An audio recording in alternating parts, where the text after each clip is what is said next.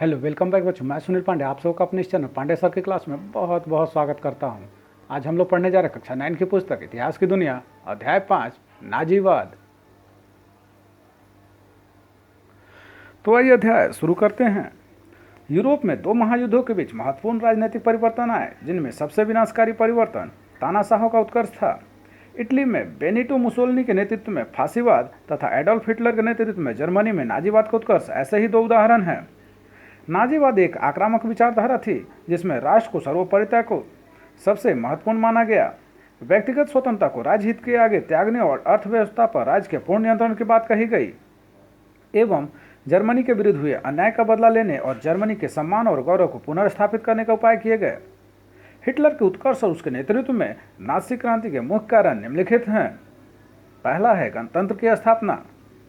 प्रथम विश्व युद्ध में जर्मनी की पराजय से उत्पन्न अनियंत्रित स्थिति को संभालने में शासक कैसर विलियम द्वितीय असमर्थ था। अतः प्रतिकूल स्थिति पाकर उन्होंने त्यागपत्र दे दिया और 10 नवंबर 1918 ईस्वी को हॉलैंड भाग गया। ऐसी अवस्था में समाजवादी प्रजातांत्रिक दल ने सत्ता अपने हाथ में लेकर एक तंत्र के स्थान पर जर्मनी में गणतंत्र की स्थापना की और अपने नेता फ्रेडरिक एबर्ट को चांसलर बनाया। 11 नवंबर 1918 ईस्वी को एक नई सरकार ने युद्ध विराम संधि पर हस्ताक्षर कर दिया। इसके बाद संविधान सभा का चुनाव हुआ तथा इसकी प्रथम बैठक 5 फरवरी 1919 ईस्वी को वाइमर नामक स्थान पर हुई। इसलिए यह संविधान वाइमर संविधान या वाइमर गणतंत्र के नाम से प्रसिद्ध हुआ। यह संविधान 10 अगस्त 1919 ईस्वी को लागू हुआ। वाइमर संविधान के अनुसार जर्मनी में संघीय शासन व्यवस्था की स्थापना की गई तथा राष्ट्रपति को आपातकालीन शक्तियां प्रदान की गई। भारतीय संविधान में राष्ट्रपति की आपातकालीन शक्तियों का स्रोत वाइमर संविधान से ही माना जाता है, परंतु नया वाइमर गणतंत्र युद्धोपरांत जर्मनी की स्थिति संभालने में असफल रहा। फलतः जनता में काफी आक्रोश था। दूसरा है वर्साय की अपमानजनक संधि। प्रथम विश्व युद्ध के बाद 28 जून 1919 ईस्वी में जर्मनी की नई गणतंत्र को अपमानजनक वर्साय संधि पर हस्ताक्षर करने के लिए मजबूर किया गया। वस्तुतः यह संधि काफी कठोर एवं आरोपित थी। इस संधि द्वारा जर्मनी का अंग भंग कर दिया गया। ऑल्सिस लॉरेन का क्षेत्र फ्रांस को लौटा दिया गया तथा जर्मन क्षेत्र में स्थित सार नामक कोयले की खान को 15 वर्षों के लिए फ्रांस को दे दी गई और इस क्षेत्र का शासन राष्ट्रंग को सौंप दिया गया। राइन नदी घाटी के क्षेत्र को सेना रहित करने का निर्णय किया गया। सैनिक दृष्टिकोण से भी जर्मनी को पंगु बना दिया गया, जो जर्मनी जैसे स्वाभिमान राष्ट्र के लिए उचित नहीं था। इस प्रकार वर्साय संधि से उत्पन्न असंतोष का भरपूर फायदा हिटलर ने उठाया। तीसरा है आर्थिक संकट। इस समय जर्मन गणतंत्र के सामने भीषण समस्या आर्थिक संकट की थी। युद्ध में जर्मनी की काफी वित्तीय क्षति हुई थी। युद्धोपरांत अनेक कल कारखाने बंद हो गए और बेरोजगारी की समस्या चरम पर पहुंच गई। आर्थिक दृष्टि से खास्ता हाल जर्मनी पर वर्साय संधि द्वारा क्षतिपूर्ति की एक बहुत बड़ी राशि लाद दी गई। इस समय यहाँ किसी की दशा भी अच्छी नहीं थी। उसके औद्योगिक नगर मित्र राष्ट्रों ने छीन लिए थे और समस्त जर्मन व्यापार नष्ट हो गया था। अतः सारे जर्मन में अव्यवस्था एवं असंतोष का वातावरण मौजूद था, जिसने हिटलर के उदय की पृष्ठभूमि का निर्माण किया। चौथा है क्षतिपूर्ति की कठोर शर्तें। प्रथम विश्व युद्ध के बाद क्षतिपूर्ति के रूप में जर्मनी से वसूल किए जाने वाली राशि 6 अरब 10 करोड़ पाउंड निश्चित की गई थी, परंतु इतनी बड़ी राशि का भुगतान करना जर्मनी के लिए असंभव था। इधर मित्र राष्ट्रों द्वारा भुगतान के लिए हमेशा दबाव बनाया जाता रहा, जो व्यवहारिक कदम नहीं था। पांचवा है साम्यवाद का बढ़ता संकट। 1917 की रूसी क्रांति का प्रभाव जर्मनी पर पड़ा।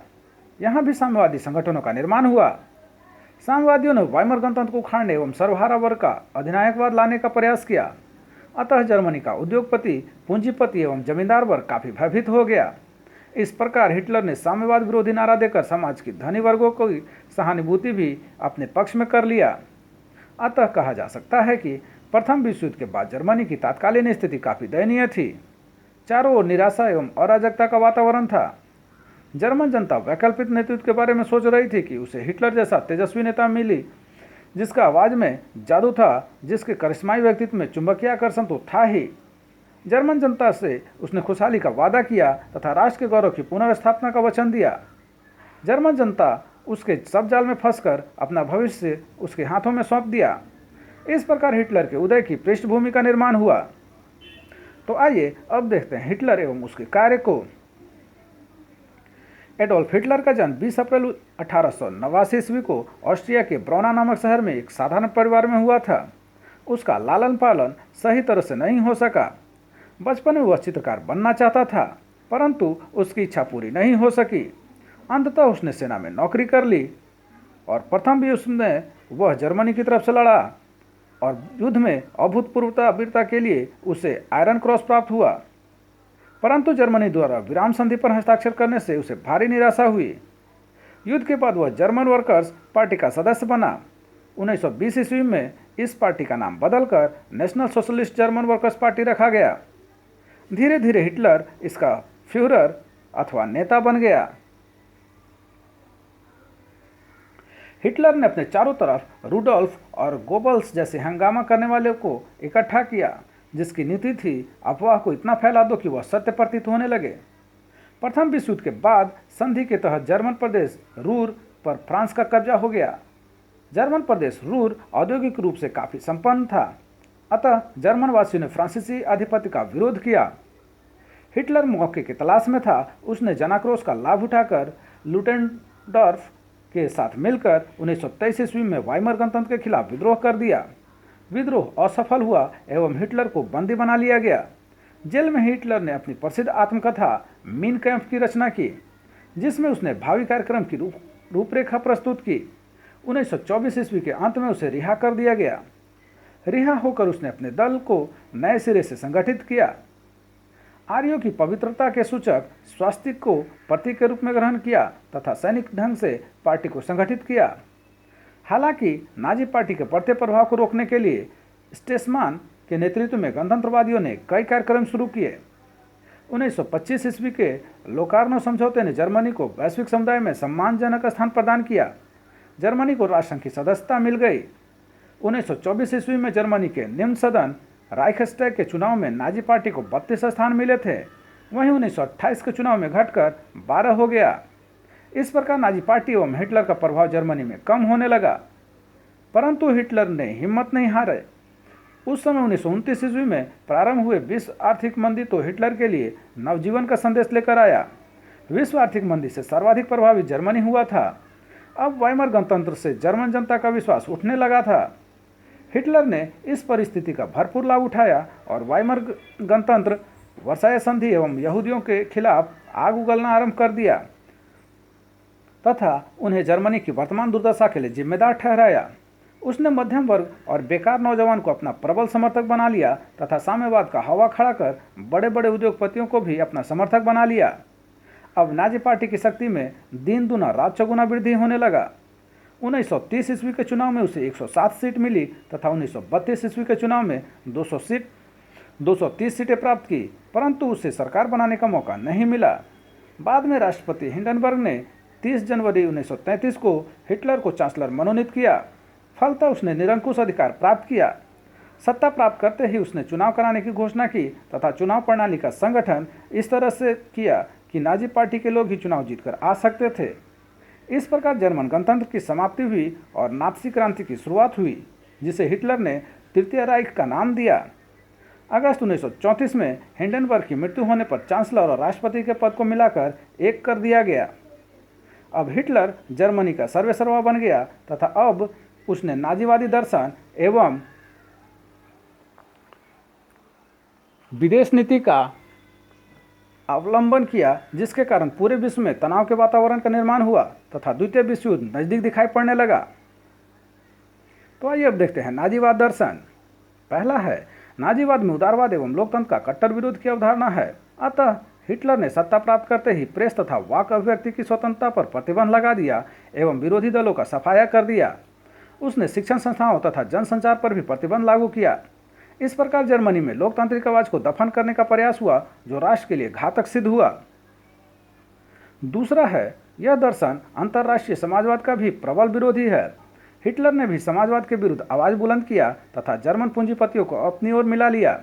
हिटलर के इस कार्य को इंग्लैंड एवं फ्रांस की ओर से भी अप्रत्यक्ष समर्थन मिला, जिसके कारण उसका मनोबल बढ़ता गया। अंततः पूरा विश्व एक भयंकर युद्ध के नजदीक अपने को खड़ा पाया। तीसरा है, नाजीवादी दर्शन में सर्वसत्तावादी राज्य की संकल्पना है, अर्थात इसके अनुसार राज्य के भीतर ही सब कुछ है। राज्य के बाहर एवं विरुद्ध कुछ नहीं है। चौथा है, यह दर्शन उग्र राष्ट्रवाद पर बल देता है। हिटलर ने सत्ता प्राप्त करते ही उग्र राष्ट्रवाद पर बल दिया है। चूंकि जर्मनी में प्रारंभ से ही उग्र राष्ट्रवाद एवं सैनिक तत्व की परंपरा रही है, अतः हिटलर ने जर्मनी के इस मनोवृत्ति का लाभ उठाया तथा अपने आक्रामक वक्तव्यों के द्वारा पूरे जर्मनी वासियों को अपमान का बदला लेने के लिए मानसिक स्तर पर तैयार कर दिया। अब पूरे जर्मनी में युद्ध का माहौल दिखाई पड़ने लगा। पांचवा है, नाजीवाद राजा की निरंकुश शक्ति पर बल प्रदान करता है। जर्मनी में हिटलर ने निरंकुश शक्ति का सहारा लिया। सत्ता में आते ही उसने गुप्तचर पुलिस गेस्टापो का संगठन किया, जिसका आतंक पूरे जर्मनी पर छा गया। उसने विशेष कारागिरी की स्थापना की, जिसके माध्यम से राजनीतिक विरोधियों का दमन किया गया।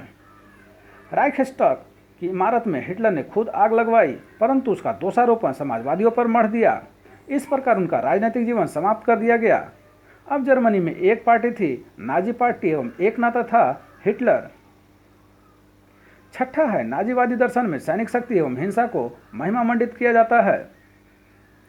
इस प्रकार नाजीवादी दर्शन द्वारा जर्मनी में असंतोष का फायदा हिटलर ने उठाया। हालांकि उसने जर्मनी की आर्थिक स्थिति में सुधार के लिए अथक प्रयास किया तथा देखते ही देखते जर्मनी यूरोप की सबसे बड़ी औद्योगिक शक्ति बन गया। परंतु हिटलर ने अपनी शक्ति का प्रयोग नकारात्मक दिशा में किया, जो राष्ट्र के लिए खतरनाक एवं विरोधी बन गया। हालांकि राष्ट्रवादी होना देश के हित में है, परंतु उग्र राष्ट्रवाद की भावना भरकर जर्मन मनोवृत्ति को पीछे की ओर मोड़ने का प्रयास किया गया, जो शायद राष्ट्रहित में नहीं था। हिटलर ने जर्मनी में तानाशाही शासन की स्थापना की, जिसके दूरगामी परिणाम सही नहीं हुए, क्योंकि तब पूरा दुनिया स्वयं को द्वितीय विश्व युद्ध के नजदीक खड़ा पा रहा था। तो आइए अब देखते हैं नाजीवाद का प्रभाव। यूरोप के अन्य देशों में स्वतंत्रता विरोधी भावनाओं को प्रोत्साहन मिला। दूसरा, विश्व में शांति विरोधी वातावरण का निर्माण हुआ तथा राष्ट्रसंघ द्वारा प्रतिपादित सामूहिक सुरक्षा की सिद्धांत का आघात पहुंचा। तीसरा, पूरे विश्व में साम्यवाद विरोधी आंदोलन में तेजी आई। चौथा, यूरोप में तुष्टीकरण की नीति का प्रचलन हुआ। पांचवा, द्वितीय विश्व युद्ध की शुरुआत हुई। तो आइए अब देखते हैं हिटलर की विदेश नीति। प्रथम विश्व युद्ध के युद्धोपरांत पराजित जर्मनी पर मित्र राष्ट्रों द्वारा वर्साय संधि की अपमानजनक शर्तें लाद दी गई थी। सैनिक एवं आर्थिक रूप से जर्मनी को पंगु बना दिया गया था। पूरी जर्मनी में वाइमर गणतंत्र एवं मित्र राष्ट्रों के खिलाफ बदले की भावना प्रज्वलित हो रही थी। अतः हिटलर ने इस परिस्थिति का भरपूर फायदा उठाया एवं बड़ी सावधानी से विदेश नीति का अवलंबन किया। उसने विदेश नीति के मूल सिद्धांत थे: पहला, वर्साय संधि को भंग करना। दूसरा, सारी जर्मनी जाति को एक सूत्र में संगठित करना। तीसरा, जर्मनी साम्राज्य का विस्तार करना। चौथा, साम्यवाद के प्रसार को रोकना। इन सिद्धांतों की प्राप्ति के लिए उसने निम्नलिखित कदम उठाए, जो कि पहला है, राष्ट्रसंघ के पृथक होना। हिटलर ने अपने उद्देश्यों की प्राप्ति के लिए सर्वप्रथम 1933 में जेनेवा निशस्त्रीकरण की शर्तें सभी राष्ट्रों पर समान रूप से लागू करने की मांग की, परंतु जब उसे सफलता नहीं मिली तो उसने जर्मन प्रतिनिधियों को वापस बुला लिया एवं 1933 में राष्ट्रसंघ की सदस्यता छोड़ने की घोषणा कर दी। दूसरा है वर्साय की संधि को भंग करना। 1935 में हिटलर ने वर्साय संधि की निशस्त्रीकरण संबंधी सभी धाराओं को तोड़ने की घोषणा की एवं उसने पूरे जर्मनी में अनिवार्य सैनिक सेवा लागू कर दिया। उसने स्पष्ट शब्दों में यह कहा कि अब जर्मनी अपने को वर्साय संधि से मुक्त समझेगा। तीसरा है पोलैंड के साथ 10 वर्षीय समझौता। हिटलर ने 1934 में पोलैंड के साथ 10 वर्षीय अनाक्रमण संधि की, जिसके अनुसार यह तय हुआ कि वे एक दूसरे के वर्तमान सीमाओं का किसी भी प्रकार अतिक्रमण नहीं करेंगे। चौथा है ब्रिटेन से समझौता। जून 1935 में जर्मनी तथा ब्रिटेन में समझौता हो गया, जिसके अनुसार ब्रिटेन ने स्वीकार कर लिया कि वह अपनी सैन्य शक्ति बढ़ा सकता है, बशर्ते वह अपनी नौसेना 35% से अधिक न बढ़ाए। हिटलर की यह एक बड़ी कूटनीतिक विजय थी। पांचवा है रोम बर्लिन दूरी। हिटलर की आक्रामक नीति ने जर्मनी को अंतर्राष्ट्रीय बिरादरी से अलग कर दिया था। अतः मित्र की तलाश में हिटलर ने इटली की ओर हाथ बढ़ाया और इस प्रकार रोम बर्लिन दूरी का निर्माण हुआ। इन दोनों मित्रों ने स्पेन के सैनिक शासन जनरल फ्रैंको की भी मदद पहुंचाई। छठा है कॉमिंटर्न विरोधी समझौता। साम्यवादी खतरा से बचने के लिए जर्मनी, इटली एवं जापान के बीच कॉमिंटर्न विरोधी समझौता 1936 ईस्वी में संपन्न हुआ, जो कालांतर में धुरी राष्ट्र के नाम से प्रसिद्ध हुआ। 7वां है ऑस्ट्रिया एवं चेकोस्लोवाकिया का विलयन। जर्मन भाषा भाषी को एक सूत्र में बांधना भी हिटलर की विदेश नीति का लक्ष्य था। अतः वह ऑस्ट्रिया को अपने साम्राज्य में मिलाना चाहता था। प्रारंभ में इटली ने विरोध किया, परंतु अंततः ऑस्ट्रिया को जर्मन साम्राज्य में मिला लिया गया। फलतः हिटलर का मनोबल काफ़ी बढ़ गया। चेकोस्लोवाकिया के सुडेटलैंड में जर्मन जाति के लोग रहते थे, अतः हिटलर ने चेक सरकार से सुडेटलैंड की मांग की, जिसे उसने अस्वीकार कर दिया। फलतः इंग्लैंड, फ्रांस एवं इटली के अनुरोध पर 1938 के म्यूनिख सम्मेलन में सुडेटलैंड जर्मनी को दे दिया गया। लेकिन हिटलर तो पूरे चेक गणराज्य को हस्तगत कराना चाहता था, अतः उसने 1939 में ही समस्त चेक गणराज्य पर अधिकार कर लिया। इसके बाद उसने मेमेल बंदरगाह पर भी अधिकार कर लिया, परंतु मित्र राष्ट्र मुख्य दर्शक की भूमिका में बने रहे, जिससे हिटलर का मनोबल बढ़ता गया। 8वां है पोलैंड पर आक्रमण। पोलैंड के डांजिंग बंदरगाह पर आक्रमण करना हिटलर का अगला लक्ष्य था। पोलैंड को बाल्टिक सागर तक पहुंचने के लिए जर्मनी का कुछ भूभाग दे दिया गया था, जिसे पोलिस गलियारा कहा जाता था। हिटलर ने डांजिंग बंदरगाह तथा पोलिस गलियारे की मांग की एवं इसी प्रश्न पर जब उसने पोलैंड पर 1 सितंबर 1939 को आक्रमण कर दिया, तो फ्रांस, इंग्लैंड आदि ने हस्तक्षेप किया और इस प्रकार द्वितीय विश्व युद्ध की शुरुआत हुई। इस युद्ध में हिटलर का तंत्र लड़खड़ा गया तथा प्रारंभ की आशातीत सफलता के बाद मित्र देशों की शक्ति के सामने जर्मनी पराजित होने लगा। 1935 में जब विजयी सेना बर्लिन पहुंची, तब तक हिटलर अपने बंकर में आत्महत्या कर चुका था। इस प्रकार विश्व समुदाय को एक तानाशाह से मुक्ति मिली एवं वैश्विक शांति हेतु 24 अक्टूबर 1945 को संयुक्त राष्ट्र संघ की स्थापना हुई।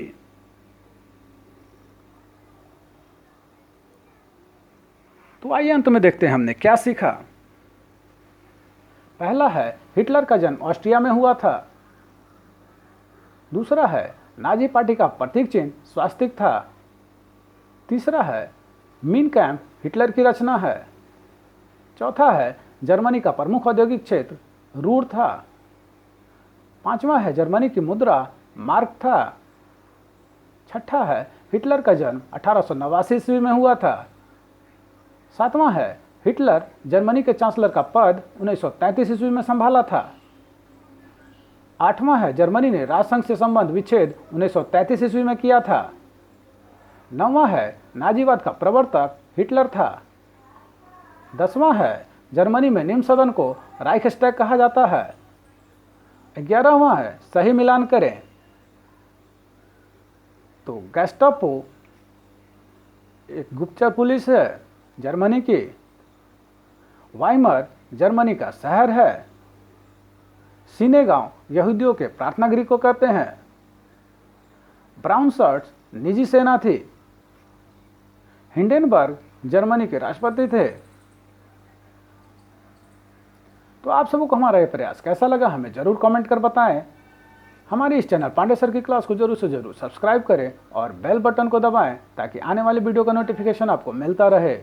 दूसरों के साथ इसे शेयर करें और हाँ, लाइक करना तो बिल्कुल ना भूलें। आपका लाइक करना ही हमारे मेहनत का फल है। धन्यवाद। Thank you.